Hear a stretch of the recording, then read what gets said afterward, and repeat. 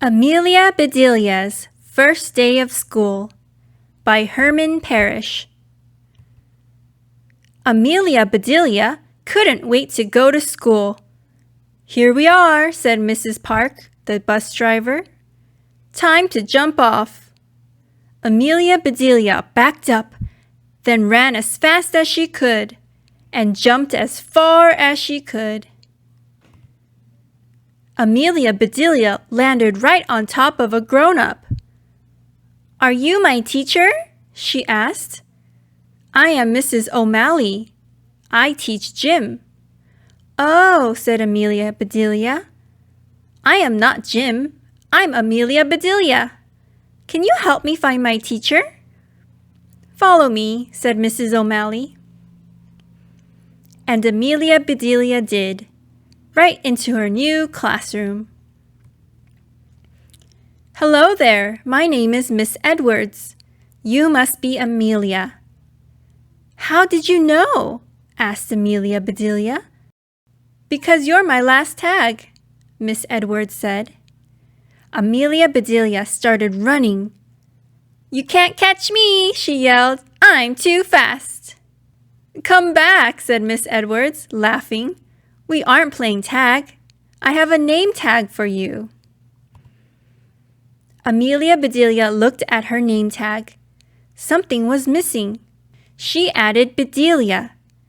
"I like my whole name," she said. "It rhymes." "So it does," said Miss Edwards. "Now please sit wherever you like." That was a hard choice for Amelia Bedelia. She liked the pictures of the faraway places. She liked the letters marching across the top of the board. She liked the hamster running on its wheel. She liked everything she saw. So she sat right in the middle of the classroom. Miss Edwards began the day by calling roll. "Amelia Bedelia." "What?" said Amelia Bedelia. "Not what," said Miss Edwards. "Here." "I hear you," said Amelia Bedelia. "Good," said Miss Edwards. "When you hear your name, say it." "It!" hollered Amelia Bedelia.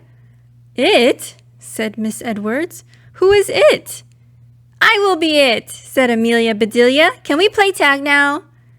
Everyone began to laugh. "Clap, clap, clap." "Shh! Be as quiet as mice," said Miss Edwards. "Now that I am sure you are here, Amelia Bedelia, I'll read the names of your classmates. Rose, here. Teddy, here. Angel, here. Chip, here. Holly, here. Penny, here. Dawn, here. Their names were very exciting, but Amelia Bedelia still loved her name best of all.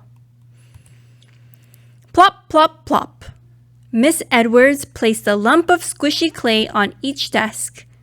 "Let's make our favorite animals," she said. Amelia Bedelia loved hamsters, so she began making one. Rose made a giraffe, Dawn made a pony, and Clay made a big fat bullfrog. "You're funny, Amelia Bedelia," said Clay. "You could be the teacher's pet."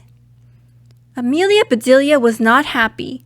She loved animals, but she did not want to be anyone's pet. She felt like flattening Clay's frog. "If you have trouble, chickadees," said Miss Edwards, "try wiggling your fingers on that clay." So that is exactly what Amelia Bedelia did. Soon Clay was laughing so hard he could not stop. "Amelia Bedelia," said Clay, "stop tickling me." "Clean up, everybody clean up," sang Miss Edwards. "It's time for music." Mrs. Melody arrived with her guitar and tambourine. "We will sing like birds today, la la," she trilled. Then the students toured the library with Mr. Stacks. "I want to see your little noses in the books," said Mr. Stacks. In gym class, Mrs. O'Malley taught them how to run like cheetahs. At last it was time for lunch. "Do you feel like a sloppy Joe?" asked the lady behind the lunch counter. "No," said Amelia Bedelia. "Do I look like one?" "Here you are," said the lady. "I hope your eyes aren't bigger than your stomach." "Me too," said Amelia Bedelia. "They would not fit in my head." "Amelia Bedelia," said Rose, after lunch. "Do you want to jump rope with us?" Amelia Bedelia smiled. "Sure," she said. She put the rope on the ground and jumped over it. Amelia Bedelia was a terrific rope jumper. Rose giggled. So did Holly and Dawn and Joy. But before long, everyone on the playground was jumping rope the Amelia Bedelia way. There was time for one last project. Miss Edwards brought out big sheets of paper, glue, and scissors. "This is free time," she said. "Create something wonderful." Amelia Bedelia decided to make daisies for her mother. She got a piece of white paper for the petals, and a piece of yellow paper for the center, and another piece of white paper, and another piece of yellow paper, and another piece of white paper, and another piece of yellow paper. "Amelia Bedelia," said Miss Edwards, "don't be a ping-pong ball. Please sit down." But I need green for the stems." "Enough is enough," said Miss Edwards. "Please glue yourself to that seat." So Amelia Bedelia did. And since her daisies didn't have stems, she glued them to her headband until the school day ended. "Goodbye, squirrels and ladybugs," said Miss Edwards. She was standing in the doorway, giving everyone a gold star. "See you tomorrow." Soon Amelia Bedelia was the only one left. "Amelia Bedelia," said Miss Edwards, "why are you still here?" "Because," said Amelia Bedelia, "you told me to glue myself to my seat." "So I did." "So I did," said Miss Edwards. "And so I did," said Amelia Bedelia. Amelia Bedelia stood up, and the chair stood up with her. Miss Edwards chuckled, then laughed out loud. "Oh, Amelia Bedelia," Miss Edwards said, "I should have known better than to say that to you, especially on your first day of school." Miss Edwards got Amelia Bedelia unstuck. She whispered, "Want to know a secret? Today is my first day of school too. I'm a brand new teacher." "We both deserve gold stars," said Amelia Bedelia. "You'll have lots of fun tomorrow," said Miss Edwards. "We are having an assembly."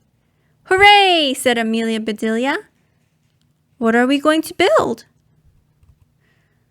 "Memories," said Miss Edwards. Then she tapped Amelia Bedelia once on the very top of her head. "Tag," said Miss Edwards. "You are it until tomorrow." Amelia Bedelia smiled. She couldn't wait to come back to school.